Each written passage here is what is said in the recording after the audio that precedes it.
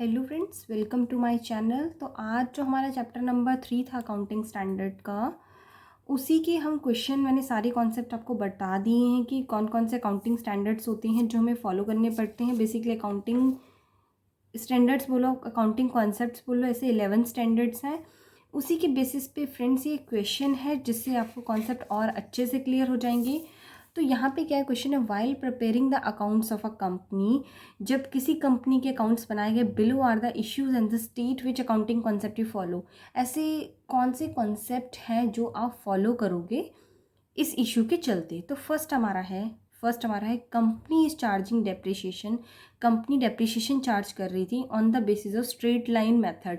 देखो, depreciation charge करने के दो मेथड्स होते हैं, straight line method and written down value method.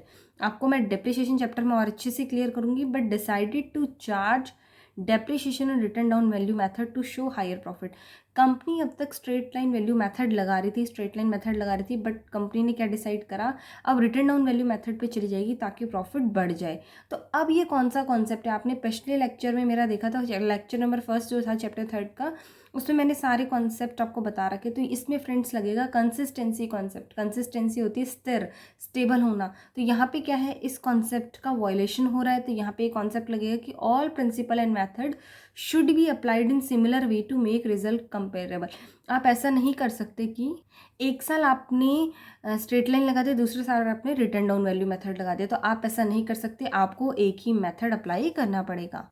अब क्या है कि मेथड कैन बी चेंज। अगर आप मेथड चेंज करना चाहते हो बाय द कंपनी, अगर कंपनी मेथड चेंज करना चाहती है, but it should be disclose, तो आपको बताना पड़ेगा मेथड क्यों चेंज करना चाहते हो। आप हर साल मेथड चेंज नहीं कर सकते। अगर आप स्ट्रेट लाइन से रिटर्न डाउन वैल्यू मेथड पे जाना चाहते हो, तो आपको क्या करना पड़ेगा, बताना पड़ेगा कि आप ये मेथड क्यों अडॉप्ट करना चाहते हो। सेकेंड नंबर है हमारा question, company is interested in recording industrial relation in the accounts. Company के क्या है, अच्छे इंडस्ट्रियल रिलेशन है, अच्छे रिलेशन है इंडस्ट्रियल रिलेशन। तो कंपनी चाहती है कि मैं उसको रिकॉर्ड कर सकूं। तो यहाँ पे फ्रेंड्स कौन सा कॉन्सेप्ट लगेगा, money measurement concept. Money measurement concept क्या बोलता है, अगर कोई चीज़ मॉनिटरी ट्रांजेक्शन में नहीं है तो आप उसको रिकॉर्ड नहीं कर सकते। तो मतलब क्या, only monetary transaction can be recorded in the books of accounts. तो आप क्या करोगे, इंडस्ट्रियल रिलेशन को रिकॉर्ड नहीं कर सकते। ऐसे ही है फ्रेंड्स हमारा question number 3, eight the time of closing of accounting period rent is outstanding for ₹50,000। जैसे बुक्स क्लोज करने लगी कंपनी, तो उनका रेंट आउटस्टैंडिंग में आ रहा था कितना, ₹50,000 रेंट आउटस्टैंडिंग में था। तो इससे क्या पता चलता है कि यहाँ पे कौन सा कॉन्सेप्ट लगेगा, एक्रूअल कॉन्सेप्ट। एक्रूअल कॉन्सेप्ट क्या कहता है कि revenue and expenses are record when they earned और इनकर्ड इरिस्पेक्टिव पेमेंट। अगर आपका काम हो गया है, अगर आपकी सेल हो गई है या एक्सपेंस हो चुके हैं, तो आपको रिकॉर्ड कर लेना है, इरिस्पेक्टिव कि आपके ने पेमेंट ली है या पेमेंट दी है, वो रेलिवेंट नहीं है। तो this concept states revenue and expenses are recorded when they earned और इनकर्ड इरिस्पेक्टिव ऑफ पेमेंट। तो यहाँ पे क्या है, so this must be recorded in the books of accounts. आपको यहाँ पे बुक्स ऑफ अकाउंट्स में इनको रिकॉर्ड कर लेना है। फिर है फ्रेंड्स हमारा नेक्स्ट कॉन्सेप्ट, नेक्स्ट पॉइंट है जो क्वेश्चन नंबर 4 है, मशीनरी परचेज करी ₹10,000 की एंड आफ्टर डेप्रिशिएशन। डेप्रिशिएशन लगाने के बाद मशीन की वैल्यू बचती है आपकी ₹6,000, but market value of the asset is ₹7,000। But अगर आपने मार्केट से उस दिन उस एसेट को कंपेयर करा तो आपकी वैल्यू निकली 7,000। Then director decided to record the transaction at market value. Director ने क्या डिसाइड कर लिया कि वो मार्केट वैल्यू पर रिकॉर्ड करेंगे, क्योंकि मशीनरी की वैल्यू ₹7,000 है। तो यहाँ पे कौन सा कॉन्सेप्ट लगेगा कि आपको हिस्टोरिकल कॉस्ट लेके चलनी है, cost at the time of purchase लेके चलनी है। आप बार बार मार्केट वैल्यू पे मेजर करके एसेट्स की वैल्यू चेंज नहीं कर सकते। According to this concept asset must be shown at its book value not the market value. तो आपको बुक वैल्यू पे लेके चलनी है, मार्केट वैल्यू पे लेके नहीं चलनी।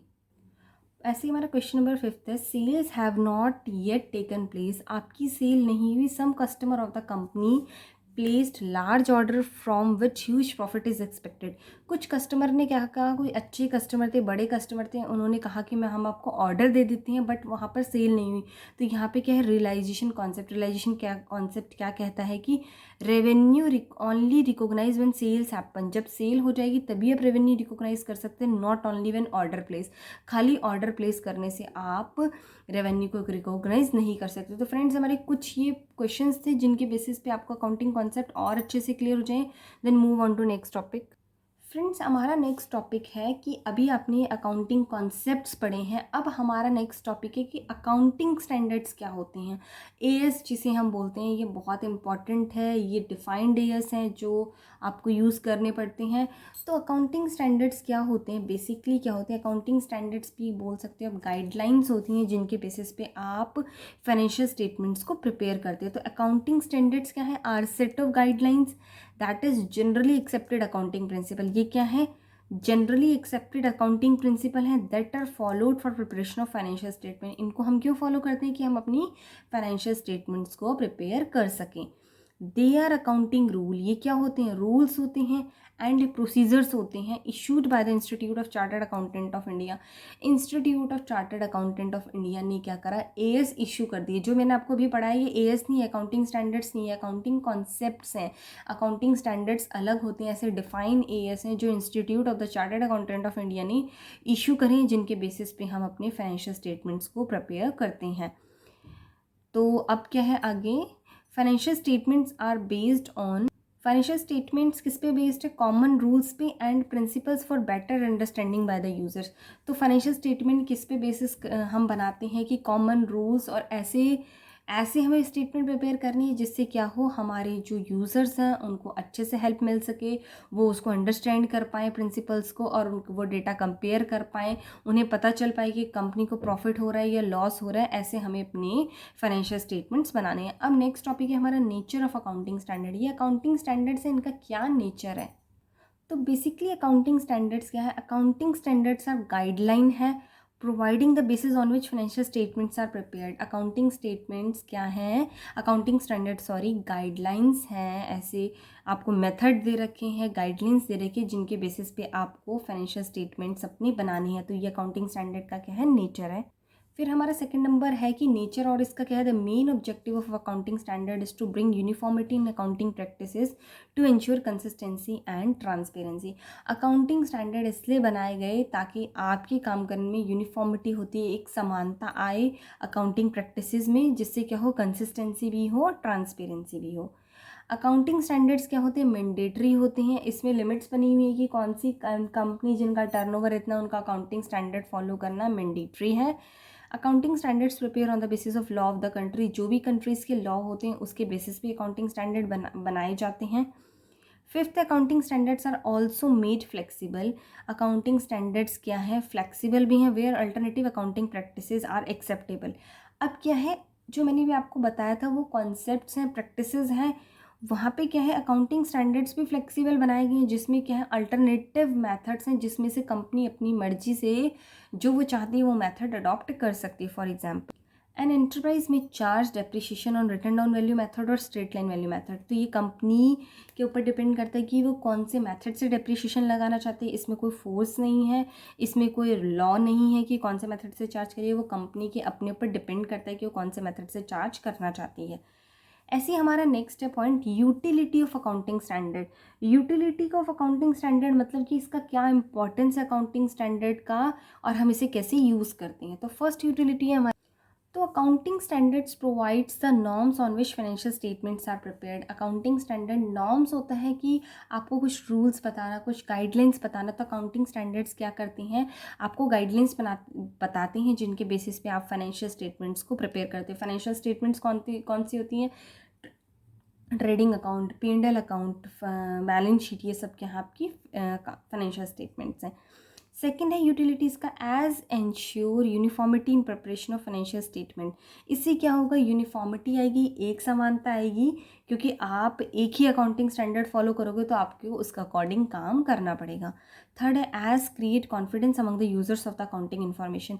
अभी क्या होता है कि अगर आप एक ही तरीके से डेटा बनाओगे तो आपके जो यूज़र्स हैं उनके बीच में भी क्या आएगा, कॉन्फिडेंस आएगा। उनको भी लगेगा कि आपकी कंपनी सही से अप्रोच फॉलो कर रही है और एक ही कंसिस्टेंटली काम कर रही है। फोर्थ नंबर पॉइंट है, accounting standards help auditor in auditing the account. Accounting standards क्या करते हैं, ऑडिटर की भी हेल्प करते हैं कि वो अकाउंट्स को अच्छे से ऑडिट कर सके। फ्रेंड्स, जैसे हर चीज़ के कुछ एडवांटेजेस होते हैं, कुछ डिसएडवांटेजेस होते हैं, ऐसे हमारे अकाउंटिंग स्टैंडर्ड्स की कुछ लिमिटेशंस है, ज़्यादा नहीं है, कुछ लिमिटेशंस है। First, accounting standards are man made. Accounting standard किसने बनाए हैं? हम लोगों ने ही बनाए हैं, मैन मेड है। So it always not pass the verification test. तो यहाँ पे क्या है, कोई ऐसा तो है नहीं कि साइंस का कोई रूल है, कोई ऐसा कुछ तो है नहीं, अकाउंटिंग स्टैंडर्ड मैनमेड बनाए गए हैं, कोई टेस्टेड तो है नहीं। तो यहाँ पे क्या है, वेरिफिकेशन टेस्ट पास नहीं होता।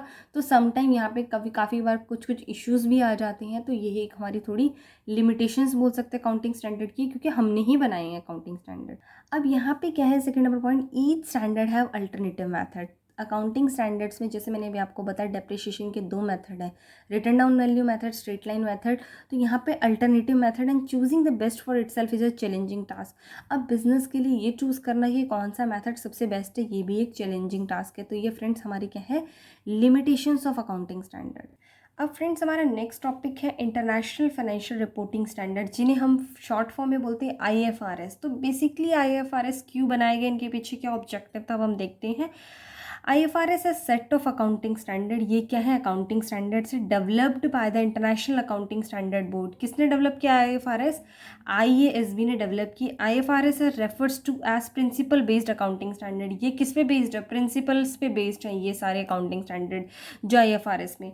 तो objective behind setting up IASB, तो मेन ऑब्जेक्टिव क्या था कि IASB क्यों डेवलप करने का, अकाउंटिंग स्टैंडर्ड डेवलप करने का that would be acceptable world wide. तो IASB ने क्या करा, अकाउंटिंग स्टैंडर्ड डेवलप करे, क्या डेवलप किया, IFRS डेवलप करे, जिनको क्या वर्ल्ड वाइड एक्सेप्ट किया जाए to produce and present financial information. तो क्या हो, हमारी फाइनेंशियल इन्फॉर्मेशन आए जिससे IFRS के द्वारा मतलब हम बनाएं इसे। तो ये क्या थे, बेसिकली आप बोल सकते हो ये अकाउंटिंग स्टैंडर्ड्स थे IFRS। अब ऑब्जेक्टिव क्या है IASB का, तो IASB क्या है, इंटरनेशनल अकाउंटिंग स्टैंडर्ड बोर्ड है हमारा IASB। तो IASB का क्या काम है, to develop global accounting standard. क्या डेवलप करने का काम है, ग्लोबल अकाउंटिंग स्टैंडर्ड डेवलप करे, ग्लोबली डेवलप करे, वर्ल्ड वाइड डेवलप करे, ऐसे अकाउंटिंग स्टैंडर्ड डेवलप करे जो सारे वर्ल्ड में एक्सेप्टेड हो, that required transparent and comparable information in financial statement. उससे क्या हो, ट्रांसपेरेंट डेटा मिले, कंपेरेबल डेटा मिले। तो IASB ने क्या करे, ऐसे अकाउंटिंग स्टैंडर्ड बनाए जिनको यूज़ करके हम वर्ल्ड वाइड यूज़ कर सके, जिससे डेटा ट्रांसपेरेंट बने और कंपेरेबल बने। सेकेंड ऑब्जेक्ट क्या था, to promote the application of standard. तो IASB बोर्ड का क्या काम था कि एप्लीकेशन ऑफ स्टैंडर्ड को भी मतलब बनाए, कि अप्लाई करे, लोग स्टैंडर्ड्स अप्लाई करें, ये भी उन्होंने क्या करा, प्रमोट करा। अब डिफरेंस क्या है IFRS एंड इंडियन गैप और अकाउंटिंग स्टैंडर्ड में। IFRS और इंडियन गैप और अकाउंटिंग स्टैंडर्ड में क्या डिफरेंस है हमारा, बेसिकली फर्स्ट डिफरेंस है हमारा IFRS are principle based. IFRS basically है प्रिंसिपल बेस्ड, जबकि इंडियन गैप और अकाउंटिंग स्टैंडर्ड्स क्या है, रूल बेस्ड। तो आपको समझ आ रहा है, फर्स्ट है IFRS जो हमारा प्रिंसिपल बेस्ड है, और इंडियन गैप और अकाउंटिंग स्टैंडर्ड्स क्या है, हमारी रूल बेस्ड है। सेकेंड पॉइंट है हमारा, सेकेंड पॉइंट है हमारा IFRS are based on fair value concept. IFRS क्या कहता है कि हम फेयर वैल्यू कॉन्सेप्ट लगाएंगे, कि किसी चीज़ की फेयर वैल्यू क्या है, इस चीज़ की क्या वैल्यू बनती है, फेयर मतलब जेन्युइन वैल्यू क्या है। वाइल इंडियन गैप और अकाउंटिंग स्टैंडर्ड, और इंडियन गैप और अकाउंटिंग स्टैंडर्ड किस पे बेस्ड है, हिस्टोरिकल कॉस्ट कॉन्सेप्ट पे, जो मैंने अभी आपको बताया ना, हिस्टोरिकल कॉस्ट कॉन्सेप्ट पे चलते हैं। Eight the time of purchase जो आपने पेमेंट करी है, उसी प्राइस पे आप बुक करते चलोगे, आप उसको मार्केट वैल्यू के हिसाब से चेंज नहीं कर सकते। जबकि IFRS किस पे बेस्ड थे, हमारे फेयर वैल्यू कॉन्सेप्ट है। तो ये बेसिकली एक छोटा सा पोर्शन है जिसमें आपको IFRS का एक ओवरव्यू था। अब हमारा है इंडियन अकाउंटिंग स्टैंडर्ड। अगर IFRS ये है तो इंडियन अकाउंटिंग स्टैंडर्ड अब कहाँ से आए, इन्हें हम बोलते हैं INDAS, मतलब इंडियन अकाउंटिंग स्टैंडर्ड। अब क्या है, इंडियन AS बोल सकते हो आप इसे।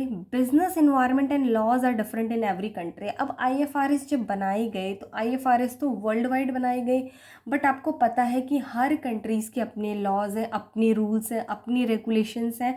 सो it is not possible to have single set of accounting standard. तो ये पॉसिबल नहीं है कि आप एक ही अकाउंटिंग स्टैंडर्ड हर जगह फॉलो करो, it apply to all the country, जो सारी कंट्रीज़ पे अप्लाई हो। India instead of adopting IFRS, India ने क्या कहा करा, IFRS अडॉप्ट नहीं कर, decided to prepare its own accounting standard. India ने क्या डिसाइड करा, अपने ओन अकाउंटिंग स्टैंडर्ड बनाएंगे that is equal to IFRS।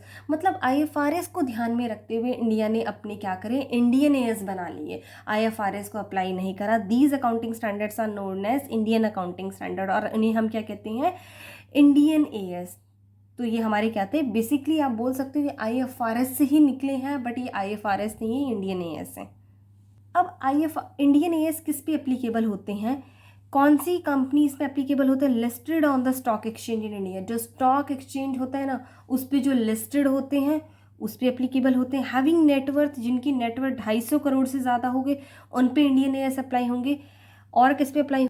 There holding subsidiary associate and joint venture company, ऐसी कंपनीज जिन पे अप्लाई हो रही है उनकी होल्डिंग कंपनी, उनकी सब्सिडरी कंपनी, उनकी एसोसिएट्स और जॉइंट वेंचर कंपनी, इन सब पे क्या होंगे? इंडियन एएस अप्लाई होंगे। तो आपको बहुत डीप में नहीं जाना, अभी आपके लिए बेसिक नॉलेज इनफ है अभी 11th क्लास में कि आपको पता होना चाहिए कि इंडियन एएस कहाँ से आई है, इंडियन एएस का कहाँ यूज़ कर सकते हैं। बट अगर कोई कंपनी इनमें फॉल नहीं करती और वो चाहती है कि वो चूज़ कर ले तो वो आईएफआरएस को चूज़ कर सकती है voluntary. Besides the above companies other company have choice to adopt IFRS voluntary, IFRS को वॉलंटरी चूज़ कर सकती है कौन कंपनी अगर वो चाहती है। तो अब difference between Indian accounting standard and accounting standard. अब इंडियन अकाउंटिंग स्टैंडर्ड और अकाउंटिंग स्टैंडर्ड में क्या डिफरेंस है? फर्स्ट हमारा डिफरेंस है Indian AS are principle based. Indian AS क्या है? प्रिंसिपल बेस्ड है। जैसे आईएफआरएस प्रिंसिपल बेस्ड थी वैसे इंडियन एएस प्रिंसिपल बेस्ड है, क्योंकि इंडियन एएस भी कहाँ से निकले हैं? आईएफआरएस से निकले हैं, जबकि अकाउंटिंग स्टैंडर्ड्स क्या है? रूल बेस्ड है। सेकेंड पॉइंट हमारा Indian as involve fair value concept. Fair value क्या हुआ? मैंने बताया कि किसी चीज़ की genuine value instead of book value, जबकि अकाउंटिंग स्टैंडर्ड किस पे बेस्ड है? हिस्टोरिकल कॉस्ट कॉन्सेप्ट पे बेस्ड है। बुक वैल्यू पे चलते हैं, जिसमें आपने eight the time of purchase जो बुक करा आपको उसी पे चलना है। इस पे इंडियन एएस बेस्ड है। तो ये बेसिकली क्या थे, दोनों के बीच में डिफरेंस थे। अब जब हम इंडियन एएस में क्या एग्जाम्पशन लगा कर चलते हैं, फर्स्ट वही going concern concept. Going concern concept आपका क्या कहता है कि आपको ये मान के चलना है कि आपका बिजनेस इनडेफिनिट पीरियड तक चलेगा। सेकंड है अक्रूवल एजम्पशन, और सेकंड है हमारा एक्रूवल एजम्पशन, जो मैंने आपको भी दोनों टॉपिक पहले लेक्चर में बता देंगे इनके मतलब क्या होते हैं। अब हमारे पास फ्रेंड्स एक क्वेश्चन है, जिससे मैंने ये क्वेश्चन इसलिए करे हैं ताकि आपको कॉन्सेप्ट की बहुत अच्छे से क्लैरिटी हो। कॉन्सेप्ट तो मैंने आपको समझा दिया बट इसके क्वेश्चन सॉल्व करना ज़रूरी है। स्टेट द अकाउंटिंग कॉन्सेप्ट या कन्वेंशन इन्वॉल्व। कौन से अकाउंटिंग कॉन्सेप्ट या कन्वेंशन इसमें लगेगी? फर्स्ट है advance receive from the customer is not taken as income और सेल। मैंने आपको बताया है कि रेवेन्यू रियलाइजेशन कॉन्सेप्ट में क्या है? रेवेन्यू रिकॉग्नाइजेशन कॉन्सेप्ट में जब तक सेल नहीं होती तब तक आप रेवेन्यू रिकॉग्नाइज नहीं करोगे। पेमेंट कब आ रही ये मैटर नहीं करेगा। अगर आपको एडवांस मिल गया तो इसका मतलब ये नहीं कि आप रेवेन्यू रिकॉग्नाइज कर लोगे। तो यहाँ पे कौन सा कॉन्सेप्ट अप्लाई होगा? Revenue recognition concept. सेकंड है financial statements of the firm are prepared every year on 31 March. हर साल 31 मार्च को फाइनेंशियल स्टेटमेंट प्रिपेयर होती है। ये कौन सा है? Accounting period concept. Sale is recognized on the basis of invoice. Sale किसके बेसिस पे आप रिकॉग्नाइज कर रहे हो? आप इनवॉइस चेक कर रहे हो, उसके बेसिस पे सेल मार रहे हो। तो ये क्या है? वेरीफेबल एविडेंस कॉन्सेप्ट, जिसमें मैंने बताया था कि आपको डॉक्यूमेंट्री बेसिस पे ही आप कुछ बुक कर सकते हो। खाली बोलने से या किसी के पर्सनल उससे बुक नहीं कर सकते। तो क्या होना चाहिए? डॉक्यूमेंट होने चाहिए। फोर्थ पॉइंट हमारा capital contributed by the proprietor is credit to his capital account. इसका मतलब ये होता है कि बिजनेस और उसके ऑनर अलग अलग हैं, प्रोप्राइटर अलग अलग हैं। बिजनेस अगर कोई कैपिटल लेके आया तो वो ये रिकॉर्ड होगा कि बिजनेस में पैसा आ रहा है, ना कि ऑनर्स पॉइंट ऑफ व्यू से। हम कोई भी ट्रांजेक्शन किस पॉइंट ऑफ व्यू से करते हैं? बिजनेस पॉइंट ऑफ व्यू से। तो ये हमारा कॉन्सेप्ट बिजनेस एंटिटी कॉन्सेप्ट। ऐसे ही हमारा पॉइंट नंबर 5 है revenue must be recognize when it is realized. Revenue तब रिकॉग्नाइज करना है जब रियलाइज हो जाए, और एक्सपेंस तब करने हैं जब हो जाए, इनकर्ड हो जाए। तो फ्रेंड्स हमारे ये कौन सा कॉन्सेप्ट है? Accrual concept. तो ये हमारा क्या था फ्रेंड्स? चैप्टर नंबर 3 था, जिसमें हमने इंडियन एएस के बारे में पढ़ा, आईएफआरएस के बारे में पढ़ा, और बेसिकली इंडियन एएस और आईएफआरएस के साथ जो हमारा सबसे ज़्यादा इंपॉर्टेंट थिंग है, जो मैंने आपको 11-12 कॉन्सेप्ट बताए हैं जो बहुत इंपॉर्टेंट है और अप्लाई होते हैं। तो फ्रेंड्स अगर आपको मेरा वीडियो पसंद आया तो प्लीज़ इसे लाइक एंड सब्सक्राइब करना ना भूलें। और अगर आप कुछ फर्दर सजेशंस चाहते हैं, कुछ मॉडिफिकेशन चाहते हैं, तो प्लीज़ कमेंट बॉक्स में मेंशन करें। Thank you friends.